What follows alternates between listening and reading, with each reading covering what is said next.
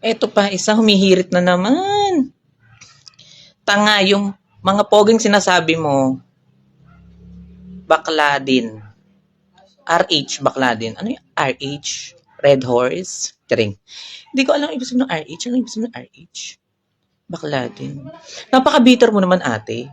Unang-una sa lahat, hindi ako tanga ha, kaya wag mo akong tatangahin. Charing. Hindi nga kita kilala, nanananga ka. Tapos yung mga pogi doon sinasabi, bakla din. Ang hirap ate, ang hirap maloko ng pangit.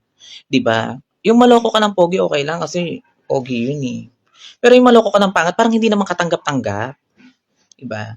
Ikaw magpaloko, kuya ba yan? Ewan ko, maling ko si kuya yan. Kuya ba? Rementel Tilya? Kuya Ramon, wag naman ganyan. Ang hirap kasi pumatol din sa pangit eh. At saka kung bakla rin naman yung papatulan ko, kung pogi din naman, why not naman? 'Di ba? Basta hindi kasing haba ng buhok ko ha. Ayoko naman parehas kaming long hair tapos 'di ba? Paano na lang pag pinatay ang ilaw tapos pag binuksan parehas kaming nakatuad. Charing. Hindi ganoon. Hoy, kuya naman kasi.